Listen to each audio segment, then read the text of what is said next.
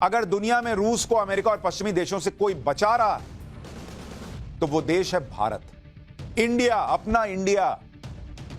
Reuters news agency की एक report आई है जिसके मुताबिक अमेरिका और यूरोप के देशों के लगाए आर्थिक प्रतिबंध को झेल रहे रूस ने भारत को 500 से ज्यादा सामानों की एक लिस्ट भेजी है जिन्हें रूस भारत से मंगवाना चाहता है।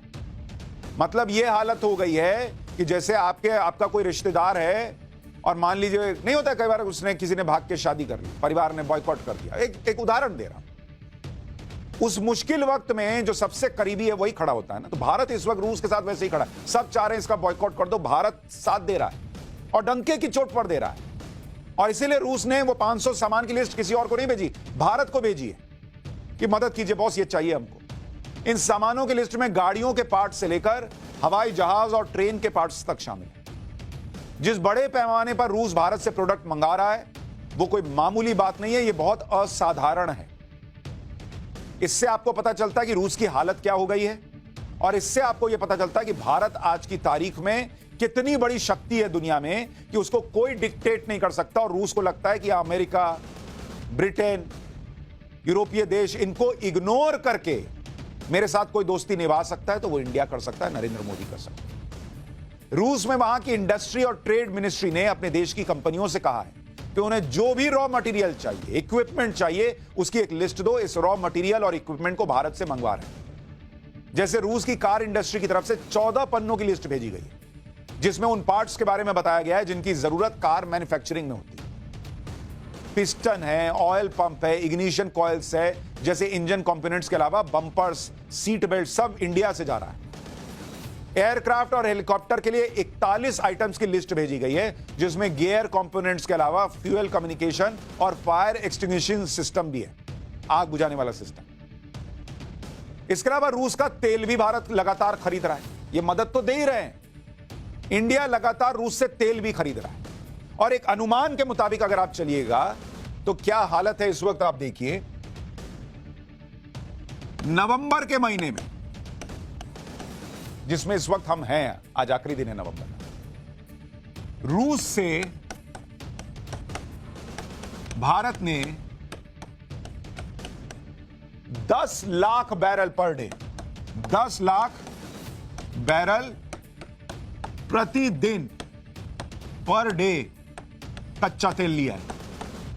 Per day boss, per day हम ले रहे हैं। उधर अमेरिका कह रहा है ये आप क्या कर रहे हैं, ब्रिटेन कह रहा है ये क्या कर रहे हैं, हम उधर उसको कोने में दबा रहे हैं, आप जो है मदद किए जा रहे हैं। हम ले रहे हैं, बहुत क्लियर है, ये लड़ने का वक्त नहीं है। तुम लोग उकसा के लड़ रहे हो, तुम अपना देखो, हम अपने देश के लोगों को देखेंगे ना। भारत का स्टैंड क्लियर है और इससे रूस भारत का टॉप ऑयल सप्लायर बना हुआ है और रूस की आर्थिक हालत जो है उसमें ये भारत का योगदान है। अगर ये तेल खरीदना भारत बंद कर दे तो रूस के लिए बहुत दिक्कत हो जाएगी। तो ये दूसरी मदद भारत कर रहा है।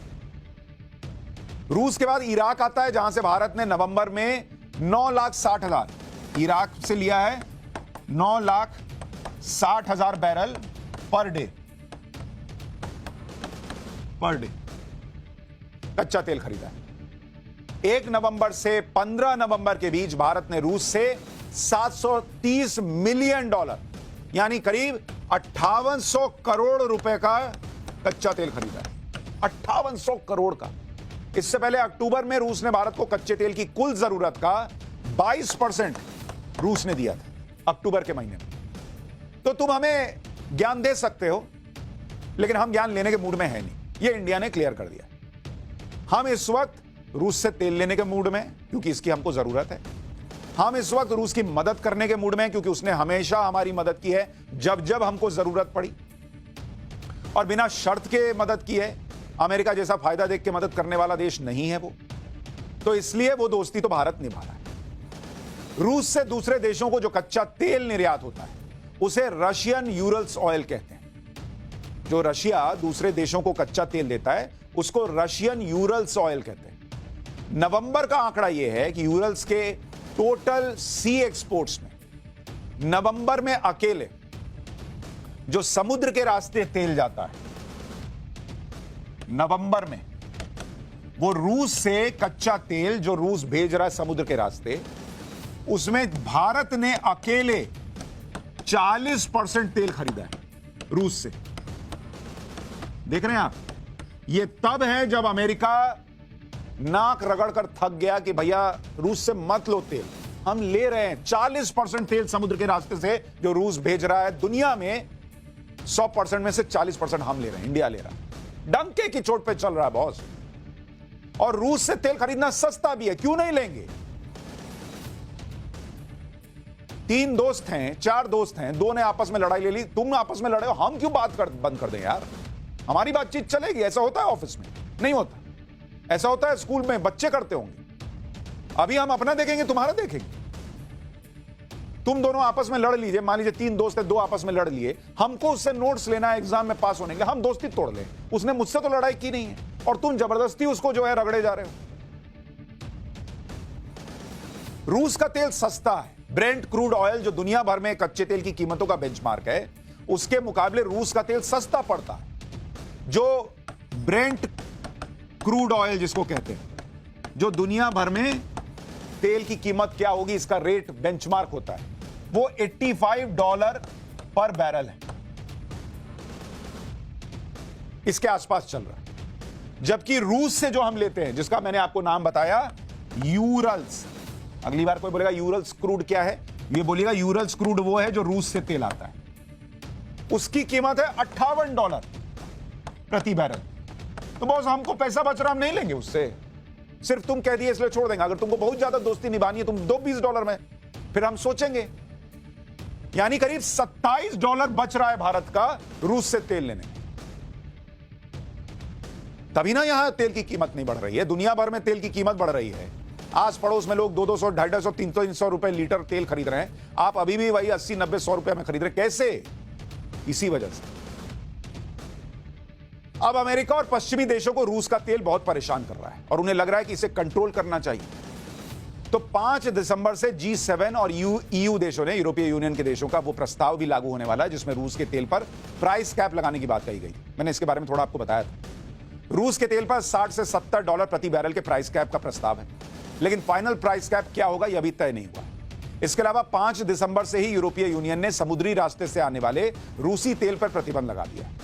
5 दिसंबर से यूरोप में किसी भी टैंकर ओनर्स को रूस का तेल लाने की इजाजत नहीं होगी और इनका इंश्योरेंस भी यूरोपीय कंपनियां नहीं कर पाएंगी, जो मैंने आपको बताया था कि भारत के लिए चुनौती शुरू होने वाली है। इसके अलावा यूरोपियन कमीशन ने आज कहा है कि वो यूरोप में रूस की फ्रीज की गई संपत्तियों को जब्त करने का प्लान कर रहा है। अमेरिका और पश्चिमी देश महीनों से यह चर्चा कर रहे हैं कि रूस की जो सरकारी और निजी संपत्तियां फ्रीज की गई हैं, उन्हें कैसे कानूनी तरीके से जब्त कर लिया जाए, क्योंकि संपत्तियां तभी जब्त की जा सकती हैं जब किसी अपराध का दोषी किसी को ठहराया जा सके। इसके अलावा कई संपत्तियां ऐसी हैं जिन्हें रूसी नागरिकों ने अपने परिवार के सदस्यों या फिर किसी दूसरे के नाम पर किया है। यूरोपियन कमीशन ने रूस के सेंट्रल बैंक के 300 बिलियन यूरो के भंडार को ब्लॉक किया था और रूसी अमीरों के 19 बिलियन यूरो फ्रीज किए गए। अब ये लोग इस लेवल पर आ गए कि पहले पैसा फ्रीज किया, प्रॉपर्टी फ्रीज की, अब कह रहे हैं उसको अपने कब्जे में ले लो। ये लोग उधर कब्जा रहे हैं, इधर भारत बचा रहा है। अमेरिका और पश्चिमी देश मिलकर रूस की घेराबंदी करने पर फिर जोर लगा रहे हैं। लेकिन रूस पर अगर इसका असर नहीं पड़ रहा है तो उसकी वजह है भारत, क्योंकि रूस को भारत ने सहारा दिया हुआ है।